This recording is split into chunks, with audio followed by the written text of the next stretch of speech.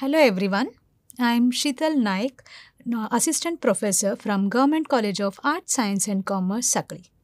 Today we are going to study on the program SYBSE, Subject Botany, Semester 4, Course Code BOC 104, Course Title Plant Physiology. Unit 8, Plant Growth Regulators. So module name, Discovery and Physiological Roles of Gibberellins. Outline of this program is Introduction, Discovery of Gibberellins, Physiological Role of Gibberellins, Commercial Applications of Gibberellins. Learning Outcomes. In this, the students will be able to discuss discovery of gibberellins, explains the physiological role of gibberellins, describes applications of gibberellins. Next, coming on to the topic, gibberellins. See, in plants, there are so many plant growth regulators, which are very much essential for the plants. Some are present in smaller quantity, some are present in larger quantity, and some are present within the plants and some are synthesized outside. So, coming on to the introduction, first definition. So, plant growth regulators are organic compounds other than nutrients which are small amounts promote, inhibit or otherwise modify the physiological processes of plants. Location. It is detected in various plants and crystallized in pure forms. Some of the important naturally occurring plant hormones are auxins, gibberellins, cytokinins, abscisic acid and ethylene. Now coming on to gibberellins. See, they are a large class of cyclic diterpenes that occur in all vascular plants as well as in many fungi. Gibberellins are also called as GAS or gibberellic acids, and these are naturally occurring tetracyclic diterpenoids. Carboxylic acid responsible for important processes, that is seed germination, shoot elongation, dormancy, flowering, fruit development, leaf and fruit senescence are the main physiological effects of gibberellins. Next, moving on to discovery of gibberellins. See, gibberellins actually was first known by Japanese farmer Konishi in the year 1898. But a scientist named Kurosawa working in Formosa discovered gibberellic acids in 1926. It was the first extracted from the Ascomycetes fungus, namely called as Gibberella fusicuro, or the other name is Fusarium moniliforme.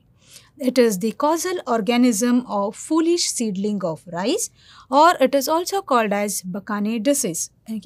This disease was actually observed in Japan, wherein the seedlings, instead of the normal height, they were growing very much taller. So the infected plants were usually taller, seedless and pale in color. Pale in color means they turn to be yellowish in color. So these symptoms were produced due to the substance secreted by the fungus. But then during that time, they didn't know that it was because of fungus.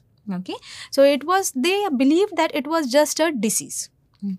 But later, in the year 1935, two scientists named Yabuta and Hayashi first isolated the active principal toxin from the fungus, which was called gibberellins. It was the Yabuta and Hayashi who first isolated gibberellins. Later on, in the year 1938, Yabuta and Sumuki isolated gibberellins in crystalline form and identified gibberellin A and gibberellin B from their original preparation. These remarkable works of Japanese remained unnoticed outside Japan for quite a long time, and it was because of the Second World War. Later on, the importance of gibberellins on commercial basis was realized by Western scientist Todola in 1955. Later, in England, Brain et al. In the year 1955 at the Imperial Chemical Laboratories independently obtained pure samples of a single gibberellin which was named as gibberellic acid. So hence gibberellins are also called as gibberellic acid. Later on, its structure was established by Cross et al. In the year 1961. Prior to that, West and Finney in the year 1956 discovered gibberellins as natural products of higher plants, and it was first isolated from mature seeds of Phaseolus coccineus by Macmillan and Suter in the year 1958. Okay, and later on the structure was established by Cross et al. In the year 1961.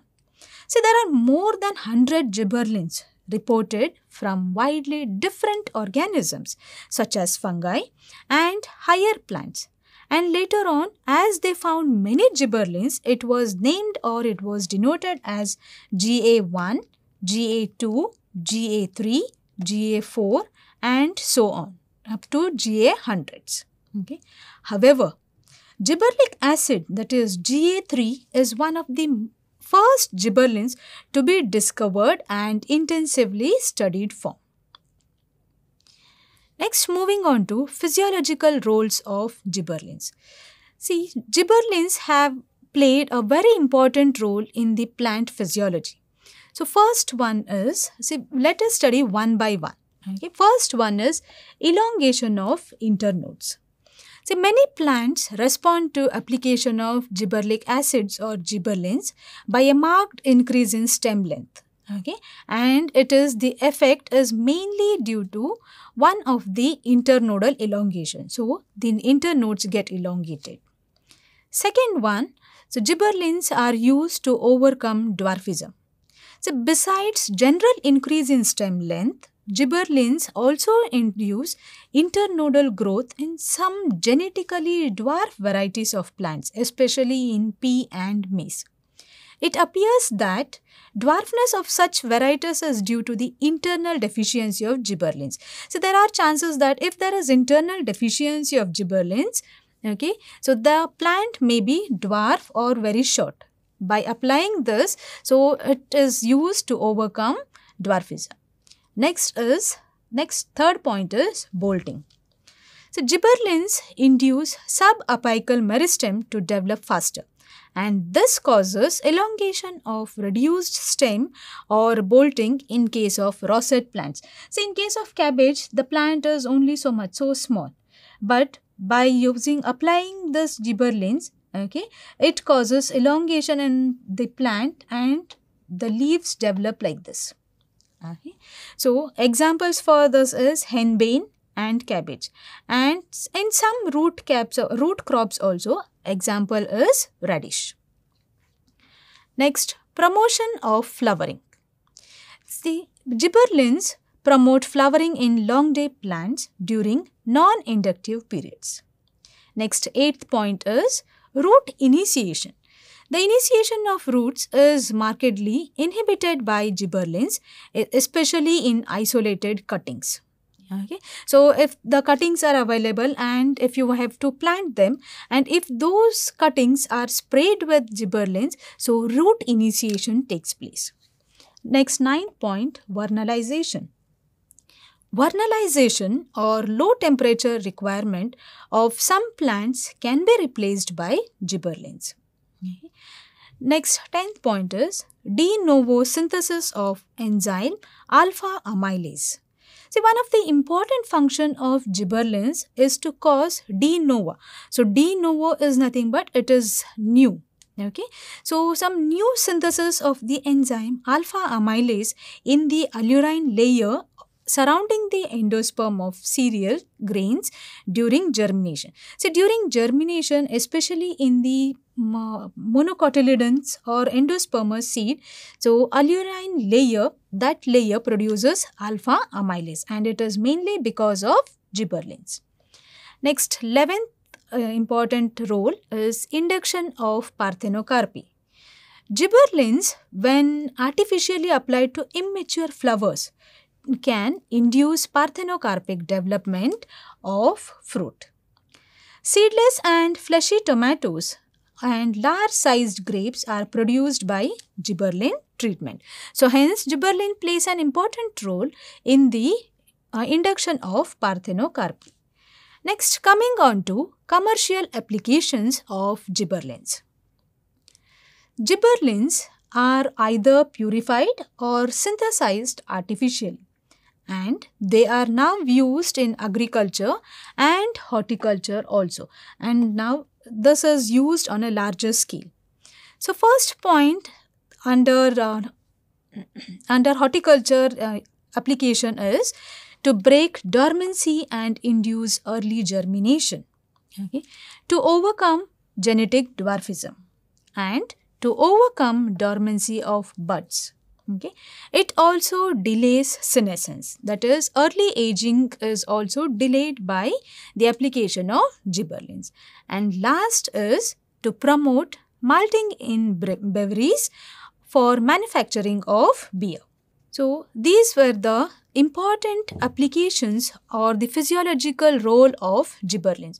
So, it is mainly used to overcome dormancy, to overcome genetic dwarfism, okay, to form to break the dormancy of buds, to delay the senescence. So, these are the very important function of gibberellins, and apart from that, in industries, it is mainly used for the manufacturing of some beverages, mainly like beer.